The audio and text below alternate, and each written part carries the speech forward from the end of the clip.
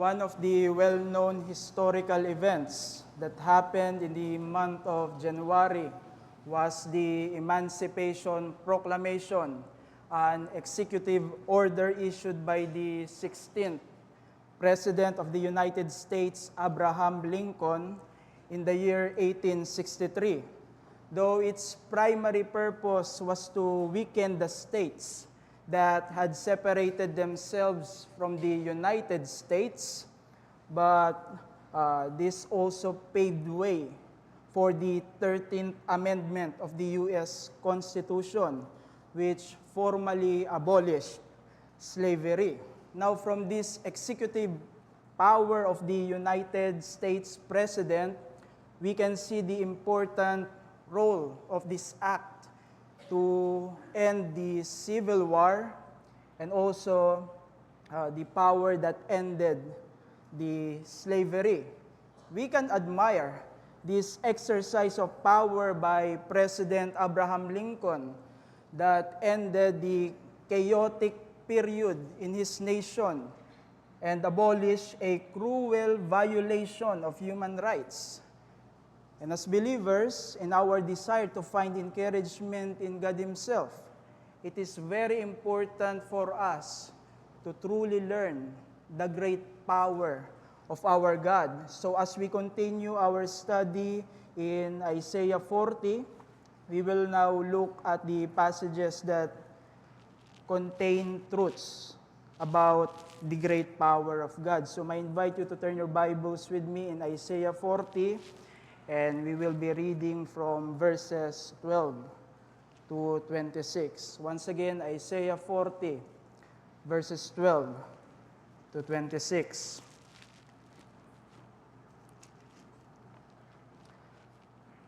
Who has measured the waters in the hollow of his hand, and marked off the heavens with a span, and closed the dust of the earth in a measure, and weighed the mountains in scales, and hills in a balance? Who has measured the Spirit of the Lord, or what man shows him his counsel? Whom did he consult, and who made him understand? Who taught him the path of justice, and taught him knowledge, and showed him the way of understanding? Behold, the nations are like a drop from a bucket, and are accounted as dust on the scales. Behold, he takes up the coastlands like fine dust. Lebanon would not suffice for fuel, nor are its beasts enough for a burnt offering. All the nations are as nothing before him. They are accounted by him as less than nothing and emptiness. To whom then will you liken God? Or what likeness compare with him? An idol? A craftsman cast it, and a goldsmith overlaced it with gold, and cast for it silver chains. He who is too impoverished for an offering chooses wood that will not rot. He seeks out a skillful craftsman to set up an idol that will not move. Do you not know? Do you not hear? Has it not been told to you from the beginning? Have you not understood from the foundations of the earth? It is He who sits above the circle of the earth, and its inhabitants are like grasshoppers, who stretches out the heavens like a curtain, and spreads them like a tent to dwell in, who brings princes to nothing, and makes the rulers of the earth as emptiness. Scarcely are they planted, scarcely sown. Scarcely has their stem taken root in the earth, when he blows on them, and they wither, and the tempest carries them off like stubble. To whom then will you compare me? What I should be like him, says the Holy One. Lift up your eyes on high and see. Who created this? He who brings out their host by number, calling them all by name. by the greatness of his might and because he is strong in power, no one is missing. Praise be the Lord upon the reading of his holy word. Now, after Isaiah was commissioned to a new phase of ministry to comfort God's people in Judah, because the previous message of the prophet Isaiah was to warn about the judgment of the Israelites due to their disobedience to God. In Isaiah chapter 6, when this prophet was commissioned, we can find the words in chapter 6, verse 10. Make the heart of this people dull, and their ear heavy, and blind their eyes, lest they see with their eyes, and hear with their ears, and understand with their hearts, and turn and be healed. There is that ministry of judgment that God called the prophet Isaiah. But during this period in our passage, Isaiah was given a message of comfort to preserve the believing people of the Old Testament and encourage their faith to endure the judgment of God that will come upon their nation. Despite the fact that Babylon will destroy their city and will take them into exile, there is this promise of God that He will come in glory to bring the captive Jews back to Israel. But God not only give them this glorious promise that can encourage their faith and motivated their obedience, there is also His words that reminds them about the absurdity of not responding in faith to what He said. Later in verse 27, we can find the kind of complaints often raised in times of difficulty and adversity. Even by God's people, there is this particular question in verse 27 that we can find, my way is hidden from the Lord. There is this acknowledgement of God, but ironically, for them, He cannot see or know their suffering. This complaint coming from doubt about God's power is addressed by God Himself in the previous verses from verse 27, and that begins in our passage, verse 12. For there is always the danger of forgetting the truths when God's people are confronted by severe challenges. So, in this very important issue about God's ability to rescue the people of Judah from such powerful Babylonian empire, it was God Himself that reminds them of His power that creates and His power that sustains all His creation. For the people of Judah must not only look to God based on the previous truths of this message of comfort, but also they must look to the power of the one they must behold. Therefore, this part of the truth about God was what encouraged the Old Testament believing remnant in their faith and indeed motivated their obedience, despite the fact that they would endure the terrifying consequence of God's judgment to their nation. So we need to learn this comfort in our Christian life. So let me bring you the message. The truths about God's power are important for strengthening the faith of God's people during challenging times. Let me repeat. The truths about God's power are important for strengthening the faith of God's people during challenging times.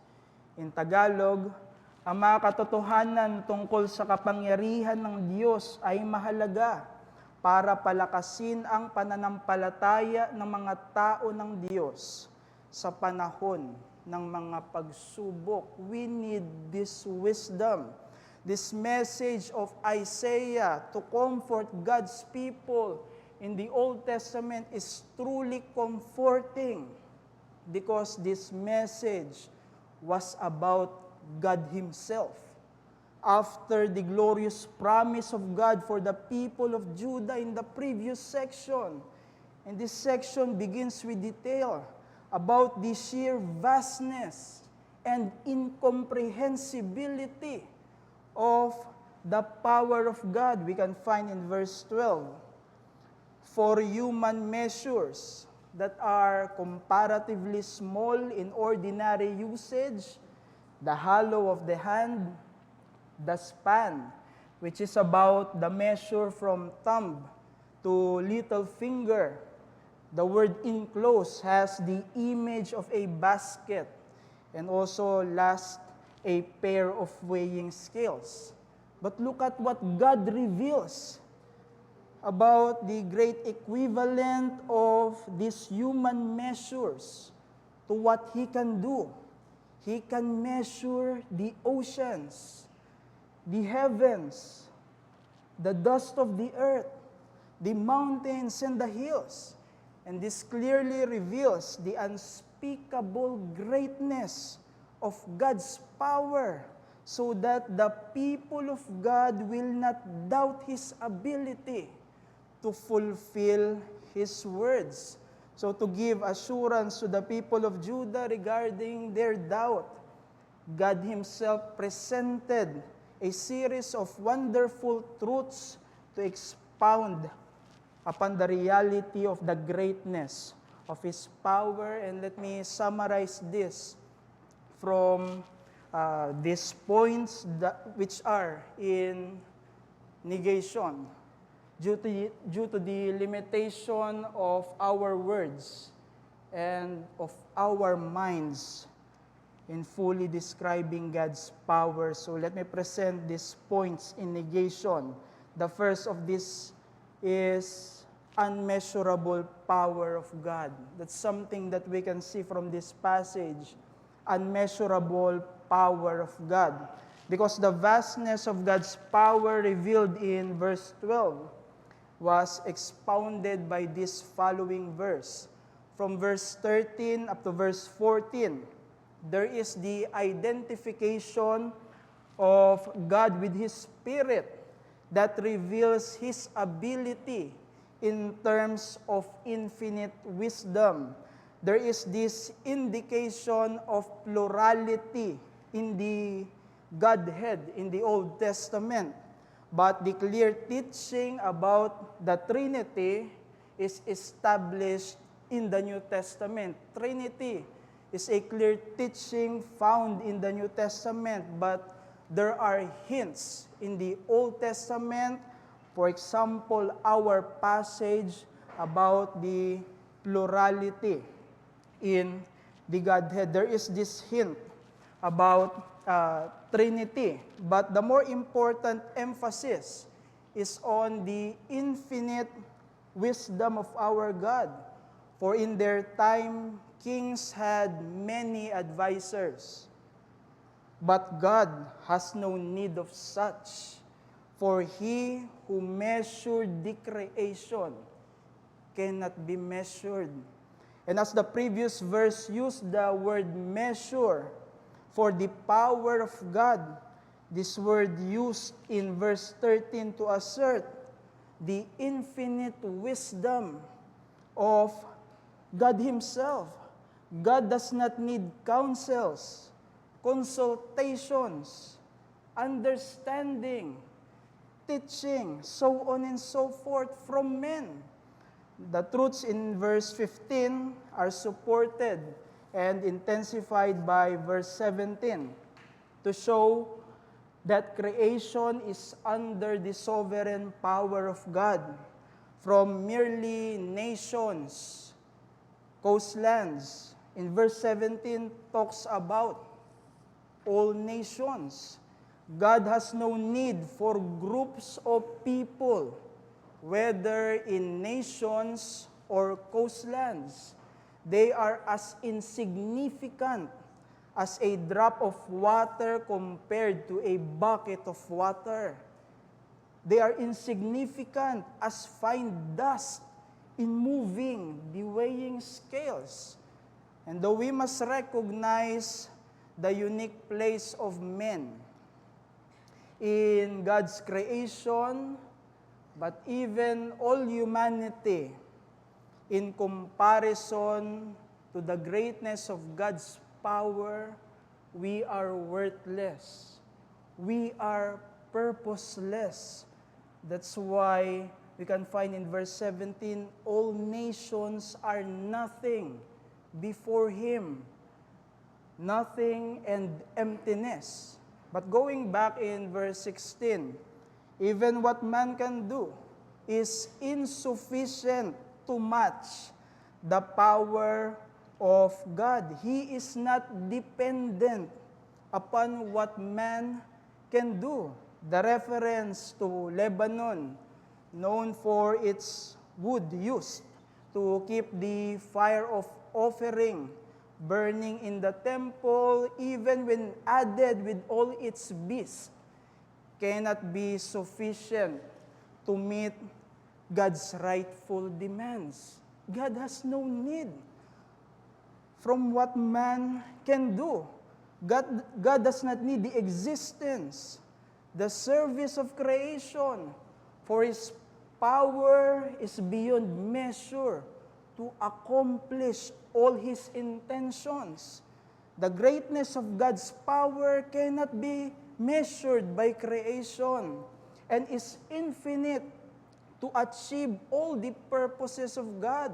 This was very important in the midst of suffering and the future threats against the people of Judah, because their situation could lead to doubt and cause them to forget what God could do.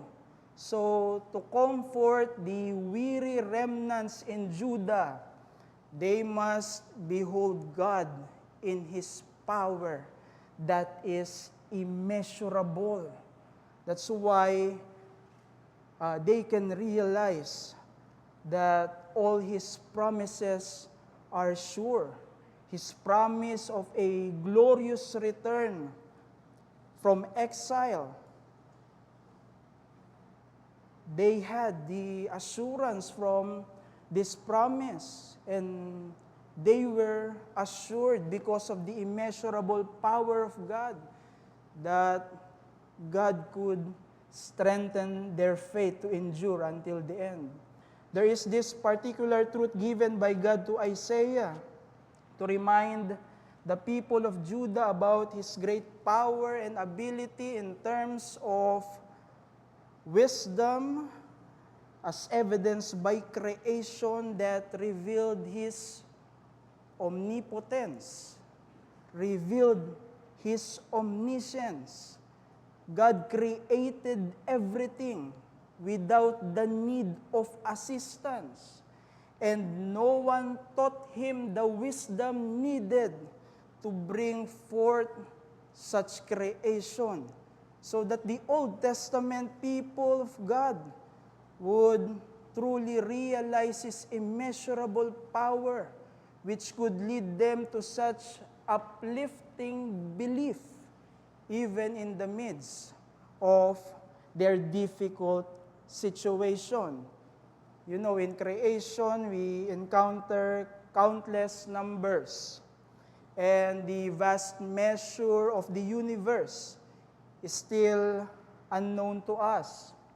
If there are this in the realm of creation that are given the possibility of infinity, how much more the power of God, who is outside from the realm of creation, for He is its only creator.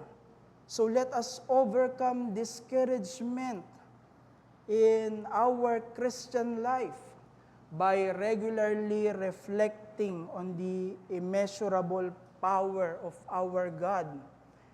When facing discouragements, it is easy for us to lose sight of God's true character. And this is more dangerous than any difficult struggle in this life. Because in reality, God is greater than our difficulties in this life. So these kinds of challenges, these kinds of difficult situations must not lead us to hopelessness in the Christian life.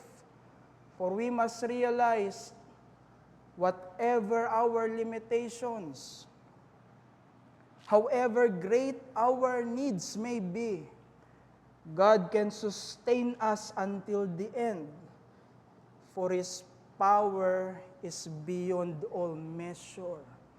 So what we need in the midst of our weakness is not the vain comforts of this world, but to see and compare our great problems and challenges against our greater God and His greater power, so that the deception of hopelessness will shatter into pieces. This is what we need. The theologian John Murray, in his work on God's providence, Professor John Murray, so to speak, offered this application in times of discouragement.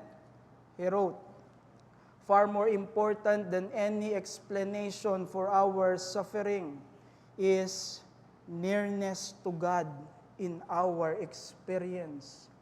I had a million questions to ask God, but when I met Him, they all fled my mind, and it didn't seem to matter. This is the only way to get things into perspective."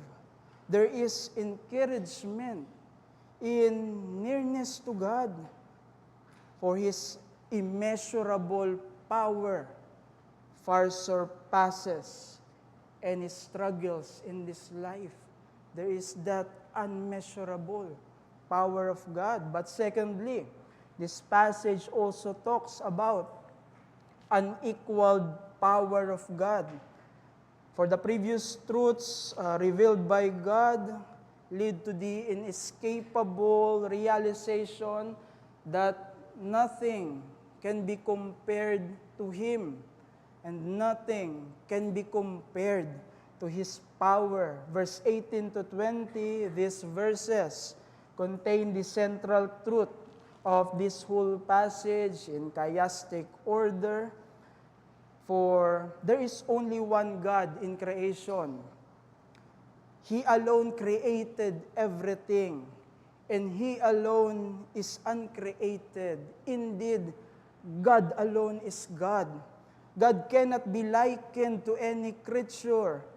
Furthermore, no human efforts can make any in creation to resemble God. That's why we can read in verse 18, "To whom?" And the phrase, "or what likeness?" If nothing in creation is like God, then making idols is great foolishness, even with the best materials and the best of human skills. Verse 19, we can find the details: craftsman, goldsmith, gold, silver chains. Verse 20, wood that will not rot, skillful craftsmen. But making idols is such great foolishness according to God, because nothing in creation is like Him.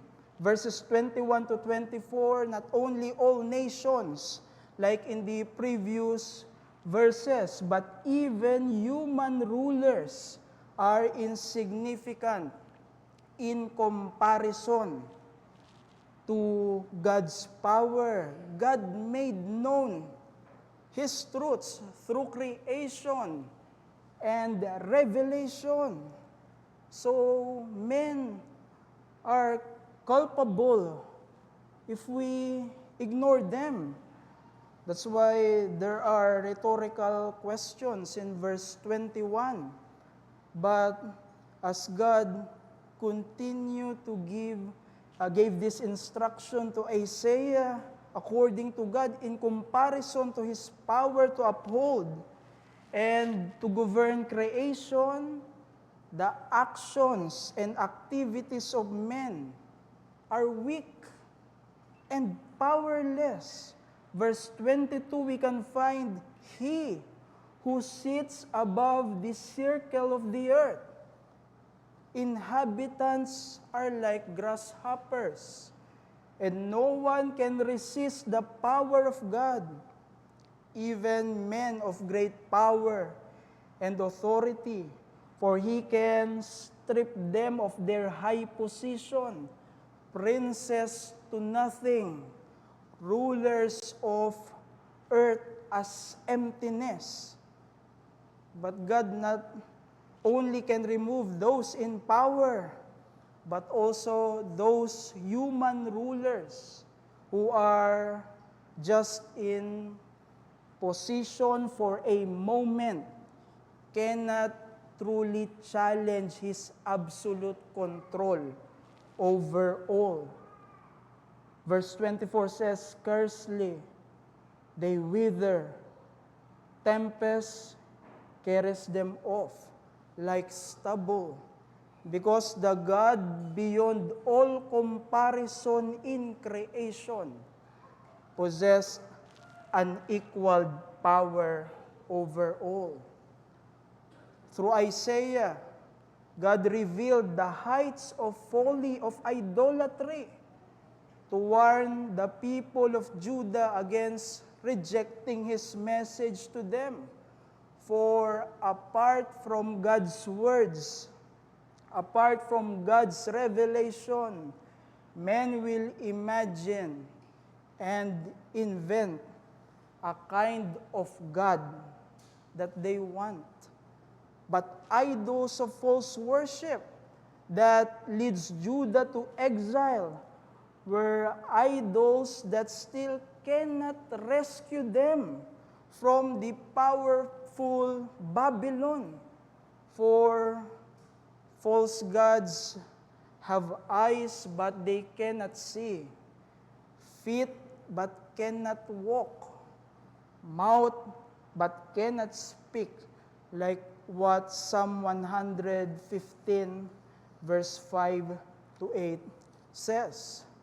But the warning against idolatry are not only in terms of images of false gods, but also in terms of people with great power and authority. So the people of Judah must not reject God's message through Isaiah because of false security from people in positions of power. Therefore, these Old Testament people were encouraged to look to God and His power, because this Old Testament remnant was truly encouraged despite the coming destruction from powerful conqueror, for their God possessed unequaled power. Again, in creation, there are many things that are unique and cannot be compared, such as the pattern and intensity of lightning strikes, or in small objects like snowflakes and the iris patterns of the eyes. If there are these things that cannot be compared in the realm of creation, how much more so can nothing be compared to the only Creator who is God, and His power that is unequaled.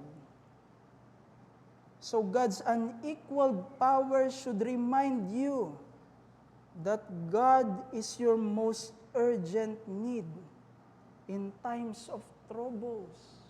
This must be our application.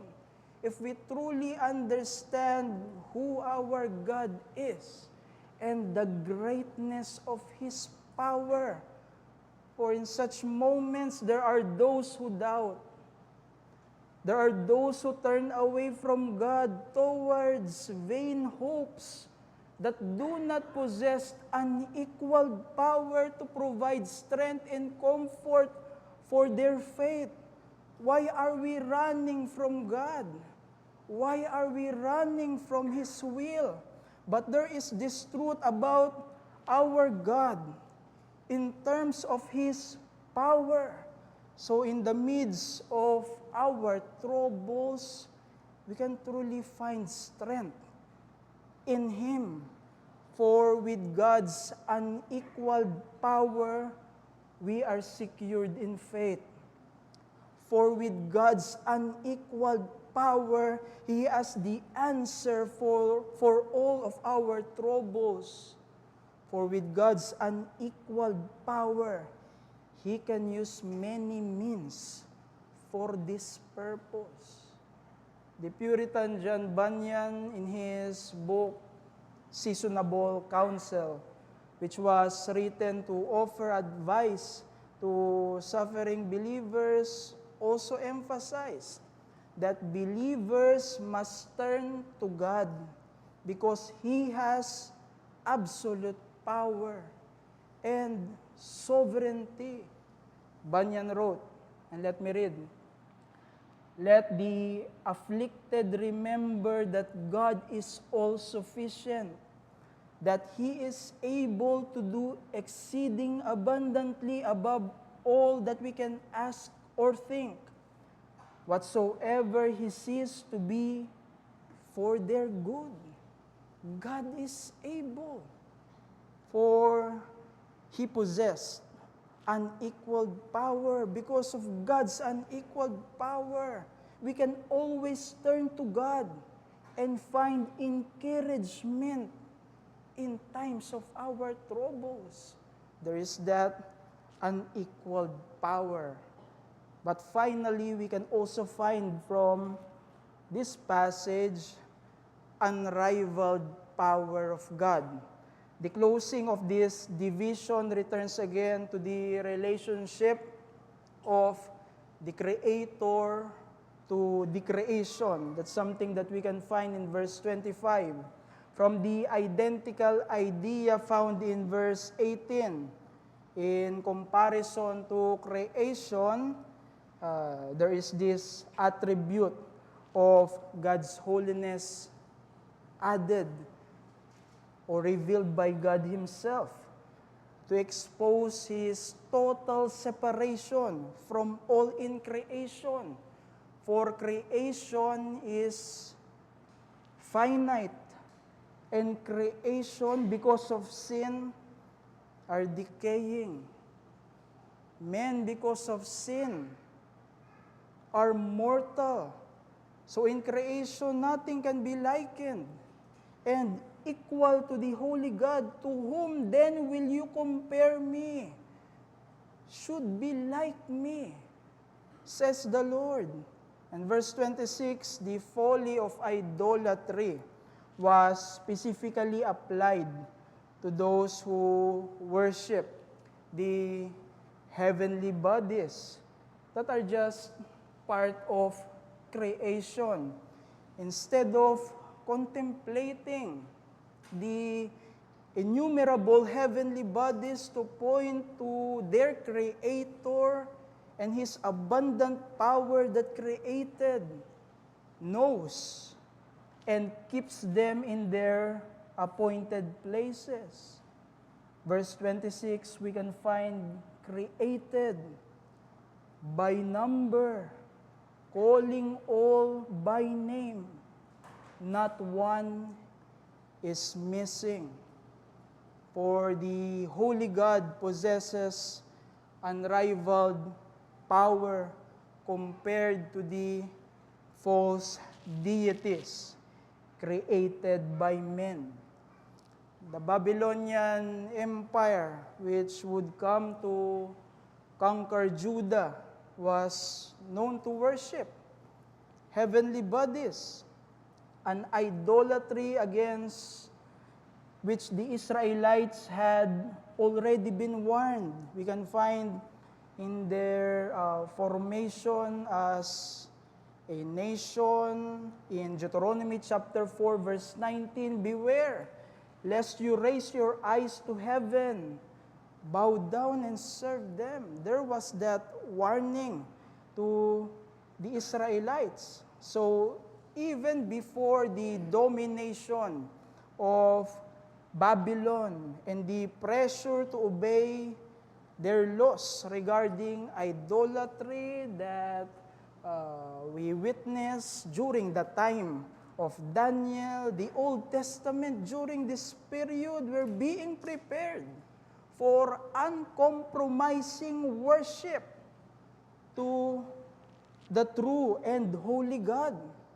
Since the defeat of Assyrians were not a surprise for God, He can also defeat the powerful Babylon because His power is unrivaled. The people of Judah were assured of the defeat of this pagan and sinful Babylon. For God, who is incomparable in creation, is the Holy One who is against sin and will punish those who are against Him. So they must repent as they prepare for the coming of God in glory. And they should live consistent to what He commanded to them.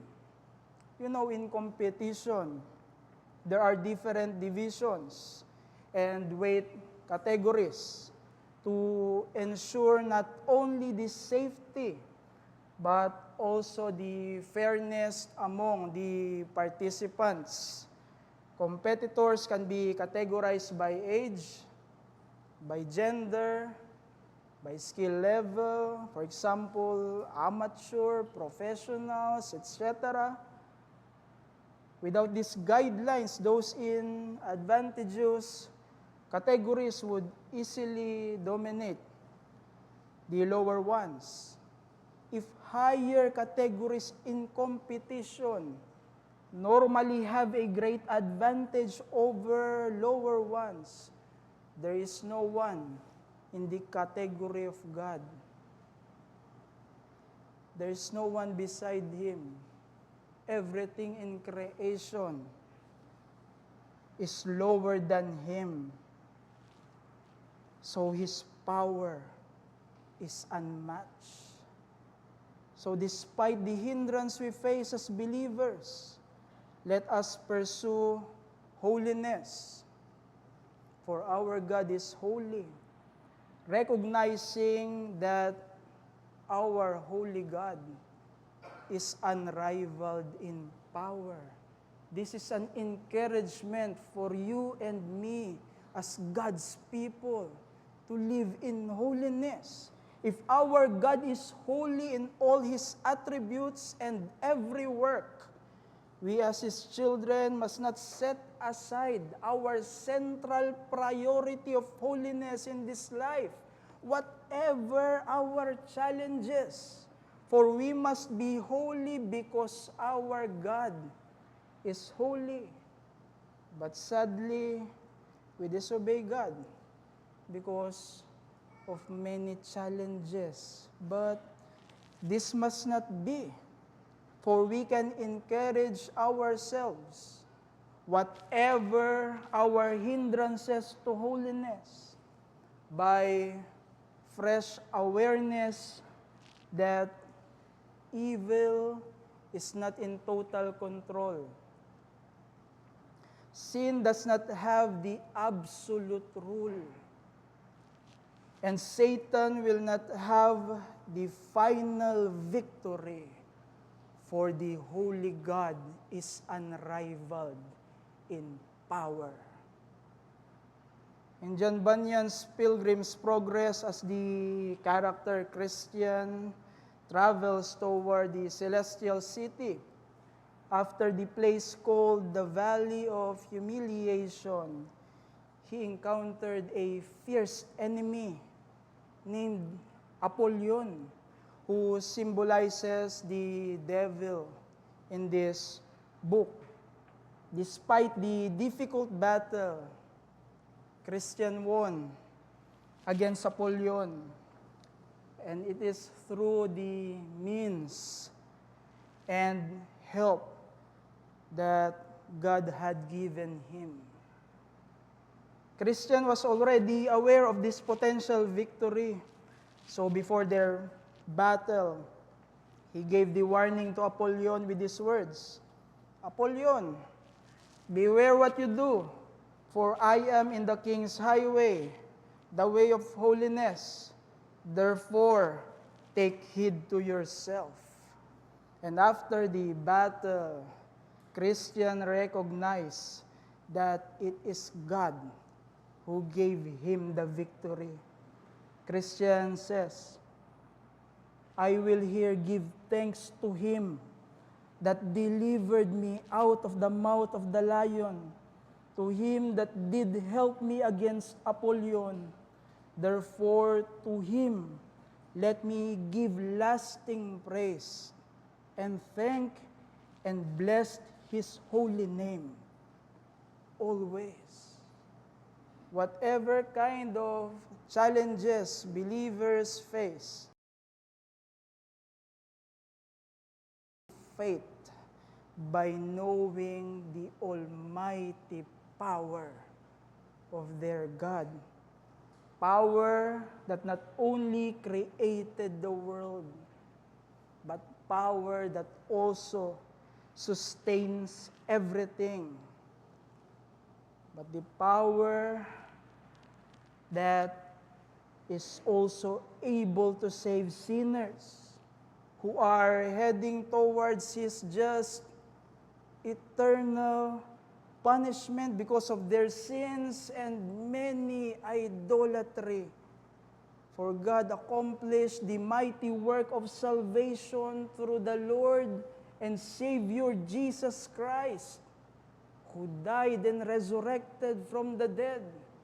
And may God work in our midst through this message, so that all those who are apart from God's saving grace may respond in repentance of their sins and believe in Jesus Christ as our Lord and our Savior. For we know that the gospel is the power of God for the salvation of everyone who believes. Let's pray.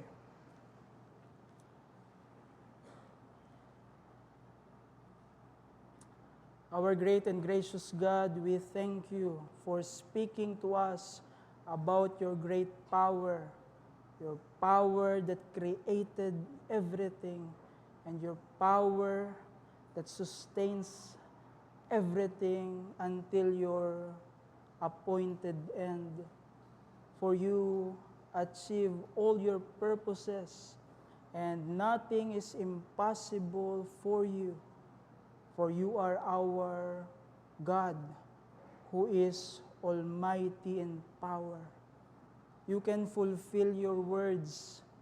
You can comfort those who are discouraged in their faith. You can strengthen the weak, and you can convert sinners. So help your people to be encouraged in their faith and to truly trust you in our lives, even we face many challenges in our faith. For we can continue and to be preserved in the end, not because we are the one who holds you, but because you hold us by your almighty hand. And we commit also those who are apart from God's saving grace. They heard your gospel, and we pray that may you work mightily in our midst, bringing sinners from darkness unto your marvelous light. And we commit to you all these things, knowing that you are able, but because of your almighty power, to achieve all your purposes in your perfect time. And so we comfort ourselves and we worship you even with this petition, for we know that you will answer us to bring many blessings to your people, and you will answer us to glorify your name. So we commit to you all these things in Jesus' name. Amen.